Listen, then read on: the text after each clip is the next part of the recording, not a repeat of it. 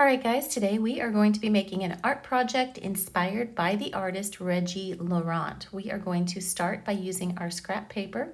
We're going to cut that into just a bunch of random shapes. I have some geometric shapes like the rectangles, and then right now I'm cutting what's called an organic shape.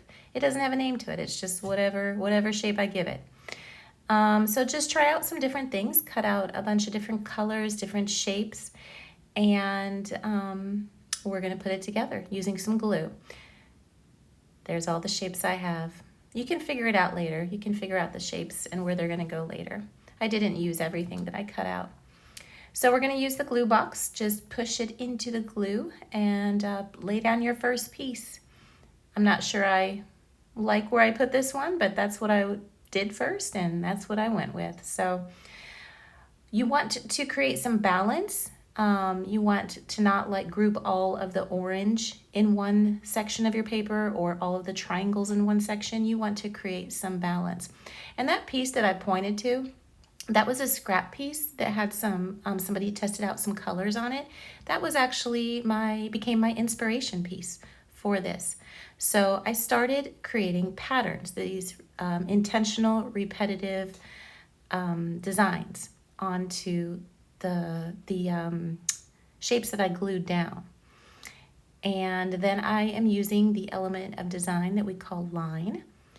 And with this line, I'm showing movement, which is a design feature in art. And I'm trying to create some balance. So on my green pieces, which have the same organic shape, I'm putting the same type of line. And then you can see how I've spaced out my white pieces, and I'm putting like the same pattern, the same sort of line work and color onto those white pieces. That creates some balance in my artwork. And I'm just kind of doing whatever comes to mind. There is no right or wrong.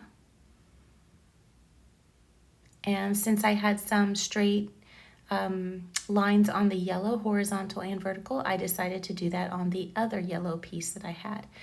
And then distribute those straight lines to another section on my paper. So that kind of is that idea of creating some balance.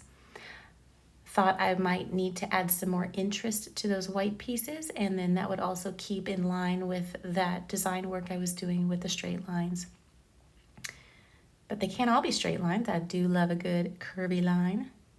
And I really, really, really love the way the construction paper crayons show up on darker paper. So, and I have some favorite colors of those construction paper crayons, and I tried to use those.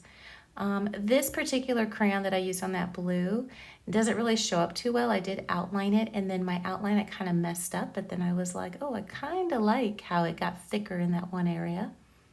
So I then took that little mistake and intentionally put it onto my other pieces. And that doing that repetitive sort of design in different areas of your artwork helps to create some balance. Helps to kind of unite all of your artwork. That, my friends, that I'm using is a white gel pen, and I love white gel pens. Treat them very, very carefully because we don't want to lose those in the art room. Don't lose those caps. Don't scribble with them. Treat them kindly because look how amazing they are. That white gel pen on the black, love it.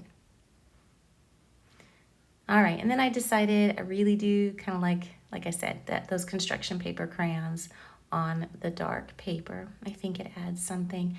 So I am just filling in the space. So the black paper that we're working on top of becomes the negative space. And so I'm wanting to fill all of that in. And these lines that I'm making here, I'm trying to, hopefully you feel movement in these lines.